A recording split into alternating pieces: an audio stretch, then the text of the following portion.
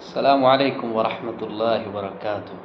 بسم اللہ والحمد للہ والصلاة والسلام علی رسول اللہ۔ ایک عظیم ذکر جس کا امام کائنات رحمۃ للعالمین صلی اللہ علیہ وسلم نے اپنی حدیث مبارک میں ذکر فرمایا ہے، بہت زبردست، بہت پیارا اور بہت عظیم ذکر ہے۔ اور اگر یہ کہا جائے کہ سب سے زیادہ جو نیکیوں کو جمع کرنے والا، حسنات کو اکٹھا کرنے والا ذکر ہو سکتا ہے، وہ اللہ کے رسول صلی اللہ علیہ وسلم نے ہمیں سکھلایا ہے۔ کیا ہے ذکر؟ سبحان اللہ وبحمدہ عدد خلقہ ورضا نفسہ وزنۃ عرشہ ومداد کلماتہ۔ یا اللہ، کیا خوبصورت ذکر ہے! سبحان اللہ وبحمدہ، آپ اللہ رب العالمین کی حمد بیان کر رہے ہیں کہ اللہ، ہم تیری حمد بیان کرتے ہیں اور تیری پاکی بیان کرتے ہیں۔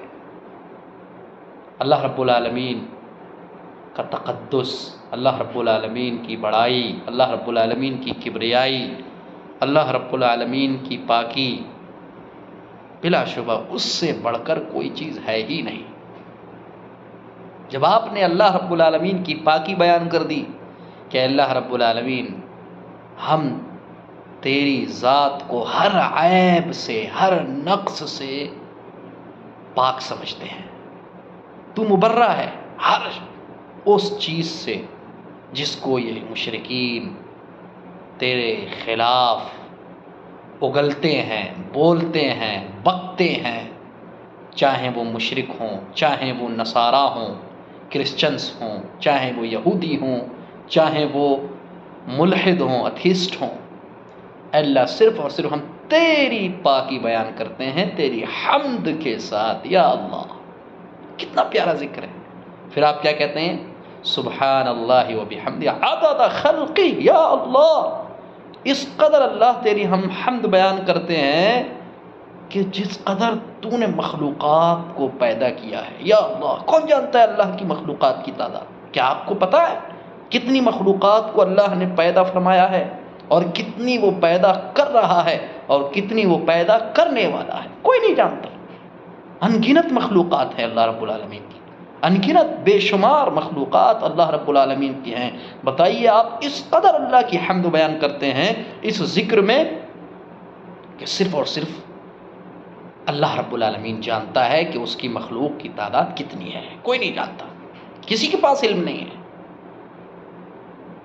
اس کے بعد کیا فرمایا؟ ورضا نفسی۔ اے اللہ، ہم تیری حمد بیان کرتے ہیں، تیری پاکی بیان کرتے ہوئے رضا نفسی، بس اللہ رب العالمین مقصد کیا ہے؟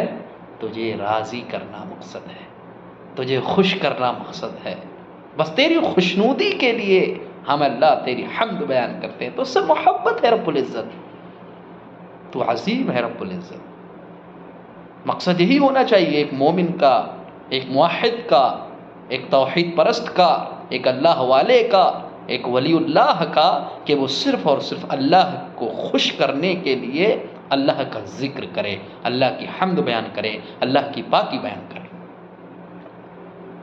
وزنۃ عرشی۔ اللہ اکبر۔ اے اللہ، ہم اس قدر تیری حمد بیان کرتے ہیں جتنا تیرے عرش کا وزن ہے۔ کون ہے جو اللہ رب العالمین کے عرش کے وزن کو جانتا ہو؟ کوئی نہیں ہے۔ اس لیے ابن تیمیہ رحمہ اللہ فرماتے ہیں کہ سب سے وزنی مخلوق اور سب سے پہلی مخلوق اور سب سے عظیم مخلوق اللہ رب العالمین کی وہ عرش عظیم ہے، عرش مجید ہے۔ اور آپ اللہ کی حمد بیان کرتے ہیں، پاکی بیان کرتے ہوئے اللہ رب العالمین کی، کہ اللہ، ہم تیری حمد بیان کر رہے ہیں۔ کتنی حمد، کتنی تعریف؟ تیرے عرش کے وزن کے برابر۔ اللہ اکبر۔ کوئی نہیں جانتا، اللہ کے علاوہ، اللہ کے سوا کوئی نہیں جانتا کہ عرش کا وزن کتنا ہے، عرش کتنا ثقیل ہے۔